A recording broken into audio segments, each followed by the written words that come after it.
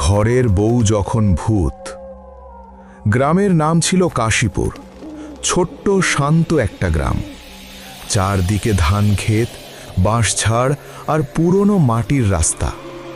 দিনের বেলা গ্রামটা যতটা সুন্দর লাগত, রাত হলেই ততটাই ভয়ঙ্কর হয়ে উঠত। সেই গ্রামেই থাকত রিফাত আর তার স্ত্রী মায়া। বিয়ের মাত্র 3 মাস হয়েছে তাদের। মায়া ছিল খুব শান্ত স্বভাবের মেয়ে।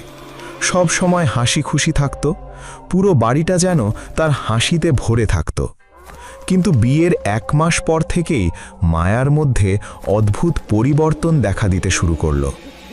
রাত হলেই সে চুপচাপ হয়ে যেত, কারো সাথে ঠিকমতো কথা বলতো না।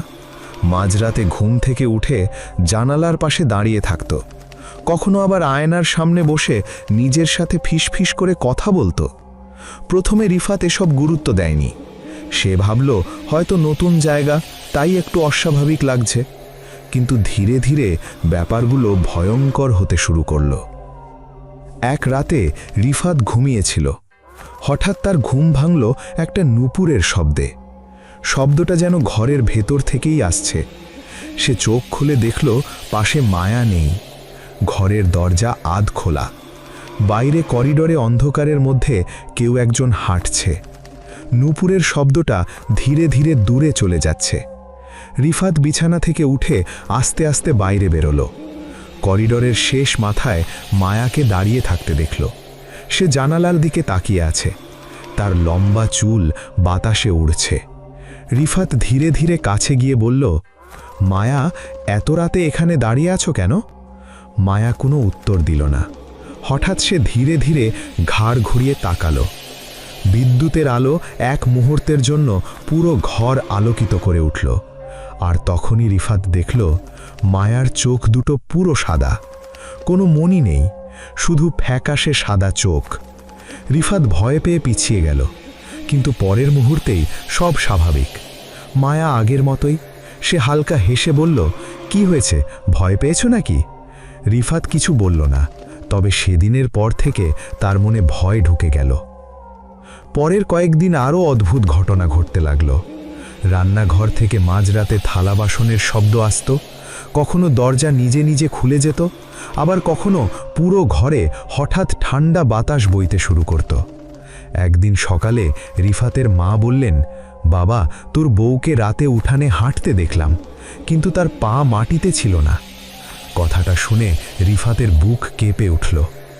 সেদিন রাতে বাইরে প্রচণ্ড ঝড় হচ্ছিল। বৃষ্টি আর বজ্রপাতের শব্দে পুরো বাড়ি কাঁপছিল। হঠাৎ রান্নাঘর থেকে বিকট শব্দ এলো। রিফাত দৌড়ে গেল। গিয়ে দেখল সব থালাবাসন মেঝেতে ছড়িয়ে আছে, কিন্তু মায়া নেই। ঠিক তখনই ওপরের ঘর থেকে নুপুরের শব্দ ভেসে আসলো। রিফাত কাঁপতে কাঁপতে ওপরে উঠল। ঘরের দরজা ধীরে ধীরে খুলে গেল। ভেতরে ঢুকে সে যা দেখল তাতে তার শরীর ঠান্ডা হয়ে গেল। মায়া আয়নার সামনে বসে আছে, কিন্তু আয়নায় তার কোনো প্রতিবিম্ব নেই। চারপাশের সব কিছু দেখা যাচ্ছে, শুধু মায়া নেই। হঠাৎ মায়া ফিসফিস করে বলল, তুমি কি আমাকে ভালোবাসো? রিফাত কাঁপা গলায় বলল, তুমি কে? মায়া ধীরে ধীরে দাঁড়ালো। তার চুলগুলো মুখের সামনে নেমে এলো। তারপর খুব ধীরে মুখ তুলল। তার চোখ কালো হয়ে গেছে, ঠোঁটের কোণা ছেঁড়া, আর মুখে ভয়ঙ্কর হাসি। আমি মায়া না। হঠাৎ পুরো ঘরের বাতি নিভে গেল। চারপাশ অন্ধকার। তারপর কানের কাছে ঠান্ডা নিঃশ্বাস। আমি এই বাড়িরই মানুষ। রিফাত চিৎকার করে নিচে দৌড় দিল। নিচে এসে সে হাঁপাতে লাগল। ঠিক তখনই তার মা কাঁদতে কাঁদতে একটা পুরনো ছবি এনে দিলেন। ছবিতে এক মেয়েকে দেখা যাচ্ছে, লাল শাড়ি পরা, একদম মায়ার মতো দেখতে। রিফাত অবাক হয়ে বলল, এটা কে? তার মা কাঁপা গলায় বললেন, এই বাড়ির আগের মালিকের মেয়ে। বহু বছর আগে বিয়ের রাতে তাকে হত্যা করা হয়েছিল।